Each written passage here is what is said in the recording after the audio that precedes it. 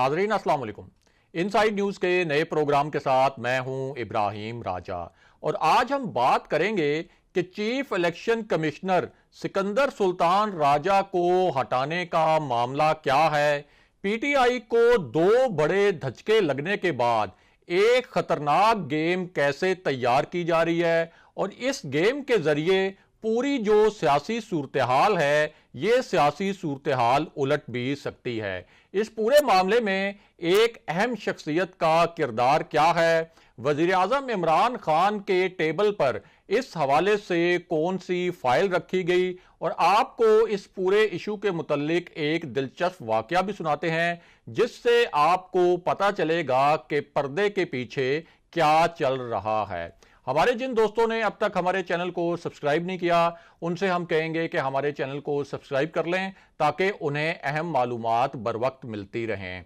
अब वापस आते हैं आज के मौजू पर, यानी चीफ इलेक्शन कमिश्नर को हटाने के पीछे असल कहानी क्या है और किस तरह से एक गेम प्लान की जा रही है। आपको इस इशू के मुतल्लिक एक हैरानकुन वाकया सुनाते हैं जिससे आपको पता चलेगा कि बिहाइंड द सीन्स असल फिल्म क्या चल रही है। तो सबसे पहले आपको बताएं कि एक जगह पर 7-8 अहम शख्सियत का एक बहुत ही अहम नौयत का इज्तिमा हुआ और ये जो इज्तिमा था ये इस हवाले से था और ये जो पूरी मीटिंग थी ये इस हवाले से थी कि पीटीआई को ये जो 3-4 बड़े बड़े धचके लगे हैं क्या इसके पीछे कोई पुरस्कार गेम चल रही है। जिस तरह के पाकिस्तान की सियासत में इस तरह की पुरस्कार गेम्स चलती रही हैं और फिर उनका एक खास वक्त पर एक खास किस्म का नतीजा भी आ जाता है। अब इसी इजलास में यह भी डिस्कस किया गया कि किस तरह से इलेक्शन कमीशन ने सुप्रीम कोर्ट में जो सदारती रेफरेंस लेकर गई थी हुकूमत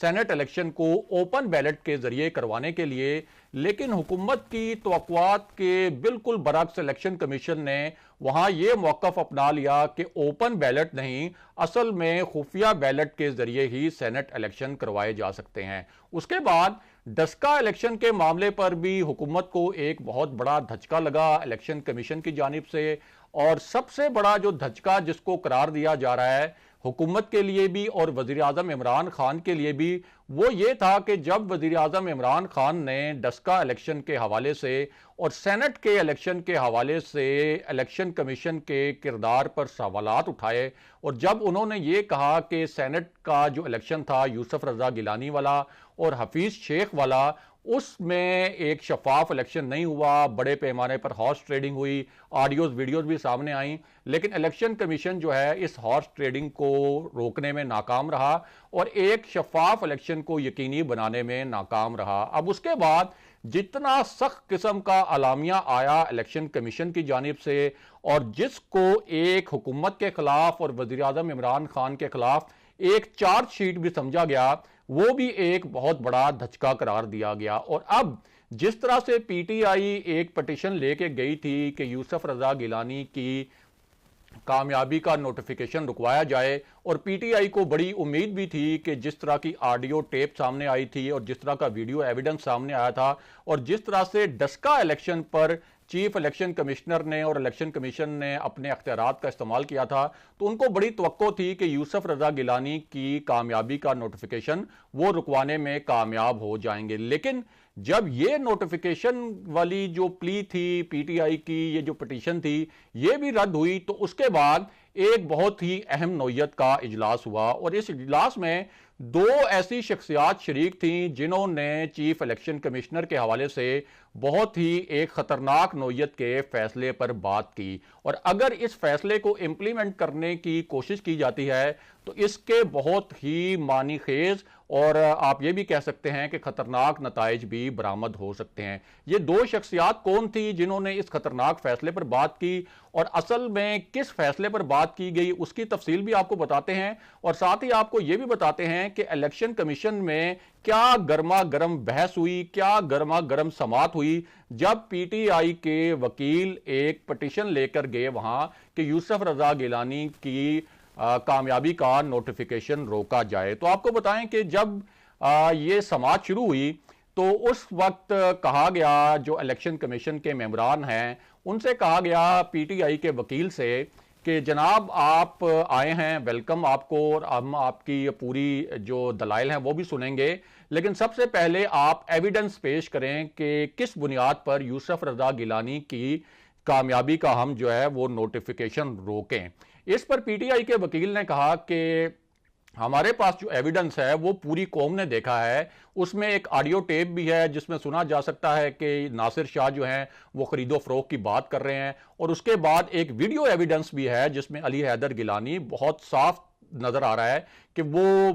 जो अरकान हैं उनको बता रहे हैं कि किस तरह से उन्होंने अपना वोट जाया करना है और किस तरह से काइट फोल्ड करके उन्होंने एक तरीका बताया कि ये वो तरीका है जिसके जरिए आप अपने वोट जाया कर सकते हैं। तो इस वीडियो एविडेंस की मौजूदगी में और क्या एविडेंस इलेक्शन कमीशन को चाहिए कि वो यूसुफ रजा गिलानी की कामयाबी का नोटिफिकेशन रोके। अब इस पर जो इलेक्शन कमीशन के मेंबरान हैं उन्होंने क्या कहा। इलेक्शन कमीशन के मेंबरान ने कहा कि हमें ऑडियो और जो वीडियो की आप बात कर रहे हैं इसकी मुकम्मल सदाकत देखनी है, इसका मुकम्मल सियाको सबाक देखना है, और जो एमएनए और जिन एमपीएस की मुबैना तौर पर आप बात कर रहे हैं कि वो इस वीडियो में मौजूद थे, और जिन एमपीएस की आप बात कर रहे हैं कि उन्होंने नासिर शाह से बात की थी खरीदो फरोख्त के लिए और उनकी ऑडियो टेप भी आई थी, हम तो उनको नहीं जानते। और असल मामला यह है कि असल मुजरिम वो भी हैं जो इस पूरी सूरत हाल में, इस पूरी डील में मुस्तफीद हो रहे थे,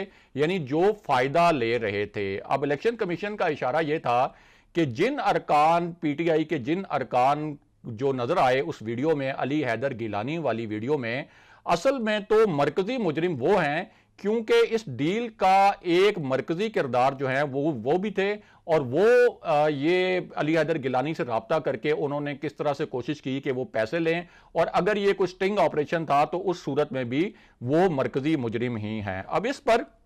इलेक्शन कमीशन ने यह भी कहा कि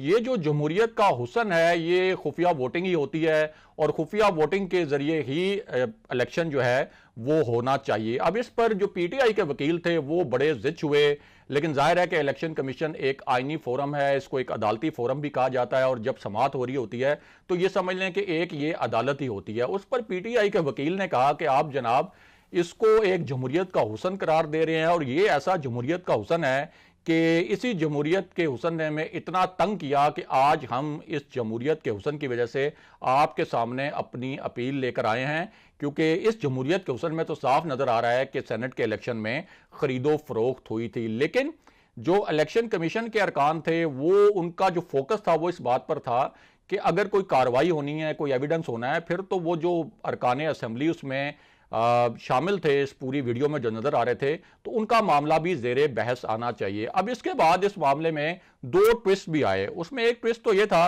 कि इलेक्शन कमीशन में जो वीडियो बनाने वाला शख्स था, जो रुकन था, उसका हलफनामा तो पेश किया गया, लेकिन दूसरी जानिब हुआ ये कि इस्लामाबाद हाई कोर्ट में एक अहम डेवलपमेंट हो गई, और वो डेवलपमेंट ये थी कि इस्लामाबाद हाई कोर्ट में एक दरखास्त दायर की गई थी यूसुफ रजा गिलानी के खिलाफ, और उसमें भी उम्मीद की जा रही थी कि शायद यूसुफ रजा गिलानी के खिलाफ फैसला आए, लेकिन वो दरखास्त भी मुस्तरद हो गई। दूसरी जानिब इलेक्शन कमीशन ने यूसुफ रजा गिलानी की कामयाबी का नोटिफिकेशन तो नहीं रोका, लेकिन 22 मार्च को ये जो पूरी समाअत है उनकी नाअहली के हवाले से कि उनको नाअहल करार दिया जाए, ये पीटीआई की जो पिटीशन थी उसका दूसरा हिस्सा था, इसकी समाअत मुकर्रर कर दी। लेकिन एपरेंटली लगता यह है कि ये जो 22 मार्च वाली समाअत है यूसुफ रजा गिलानी को नाअहल करार देने वाली, ये भी अब जो अदालतों की ऑब्जर्वेशंस आई हैं और अदालतों के जो फैसले आए हैं उसमें ये कोई ज्यादा मौसर साबित नहीं हो सकेगी। बहरहाल आपको ये भी बताएं कि उसके बाद इलेक्शन कमीशन ने यह किया कि सेनेट इलेक्शन में जो 48